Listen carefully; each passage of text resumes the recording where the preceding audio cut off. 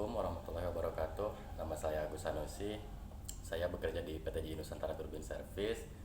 Saya juga sedang menempuh pendidikan di Universitas Nasional Pasim, jurusan manajemen. Baik, dalam kesempatan kali ini saya akan berbagi tentang etika profesi. Jadi, etika profesi itu terdiri dari dua kata. Yang pertama adalah etika, yang artinya moral, sementara profesi adalah kegiatan untuk memperoleh penghasilan dengan cara melakukan pekerjaan sesuai dengan keahliannya. Jadi etika profesi adalah sikap etis sebagai bagian integral dari sikap hidup dalam menjalankan pekerjaan sesuai dengan profesinya. Kemudian sikap etika profesi yang perlu dimiliki untuk saya sebagai production support admin, di mana job desk-nya adalah sebagai perencana kebutuhan material dan juga sebagai penyusun tata letak penyimpanan barang-barang di gudang. Tentunya dalam profesi saya sehari-hari saya akan bersinggungan dengan beberapa rekan kerja, baik baik itu yang junior atau yang karyawan operator produksi yang di bawah ataupun dengan staf-staf manajemen di atas, terutama dengan staf manajemen dari departemen pembelian. Dalam kegiatan saya sehari-hari tentunya diperlukan sebuah tingkah laku yang etis yang sesuai dengan norma-norma yang berlaku. Adapun beberapa etika yang harus saya lakukan adalah pertama harus berpakaian rapi. Jadi rapi di sini bukan berarti harus selalu pakai kemeja, tapi pakaiannya rapi lah gitu, nggak celananya bolong-bolong gitu kan, yang kayak di apa itu namanya, yang kayak anak muda zaman sekarang, tapi rapi lah. Celana jeans boleh tapi tidak boleh bolong-bolong. Kemudian usahakan untuk disiplin dalam waktu, maksudnya tidak terlambat ketika datang dan juga tidak pulang sebelum waktunya pulang. Bahkan saya di sini memiliki prinsip bahwa saya itu dalam waktu bekerja saya akan berusaha untuk datang lebih awal dari orang lain, dan saya akan pulang lebih akhir setelah orang lain pulang, sehingga orang-orang itu tidak kesulitan jika mereka memerlukan pelayanan dari saya. Kemudian yang berikutnya adalah kerja keras. Kalau saya lebih menambah sedikit istilah menjadi kerja cerdas, karena kerja keras saja sebetulnya tidak cukup kalau misalnya itu tidak efektif, sehingga diperlukan kecerdasan untuk menghasilkan hasil kerja yang efektif dan efisien. Dalam hal kerja cerdas ataupun kerja keras di sini, beberapa hal yang sering saya lakukan itu, jadi ketika kita meeting itu kan suka dikasih tugas tuh harus melakukan apa gitu. Nah, si action item yang ada dalam meeting itu diselesaikan segera sesaat setelah meeting itu selesai, bukannya dikerjakan pada saat meeting berikutnya diselenggarakan. Nah, itu kebanyakan kalau saya lihat di tempat saya terutama, itu kadang-kadang si action item itu baru dicari solusinya atau baru dicari-cari masalahnya ketika meeting berikutnya diselenggarakan. Nah, hal itu menyebabkan meetingnya menjadi tidak efektif, karena yang harusnya membahas solusi yang disampaikan di meeting sebelumnya dan membahas masalah apa yang terjadi saat ini itu bisa diselesaikan di meeting berikutnya gitu. Kemudian yang ketiga adalah loyal.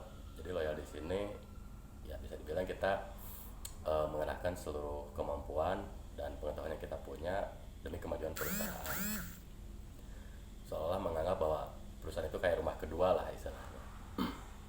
Kemudian yang berikutnya ada responsible. Responsible itu tanggung jawab.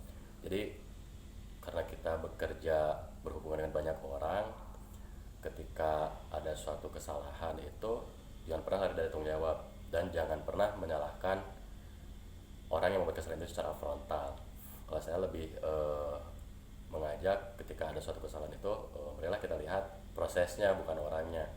Nah, nanti si proses yang salah itu kita improve bersama-sama dengan orangnya. Jadi bagaimana orang itu mengimprove si proses yang salah itu, bukan menyalahkan, "Weh, kamu salah gini-gini," bukan seperti itu.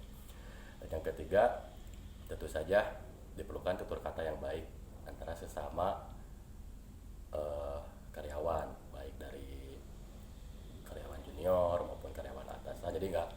ngomongnya ke atasan, hari ke junior, petantang atau ngomongnya nggak seperti itu sih sebetulnya.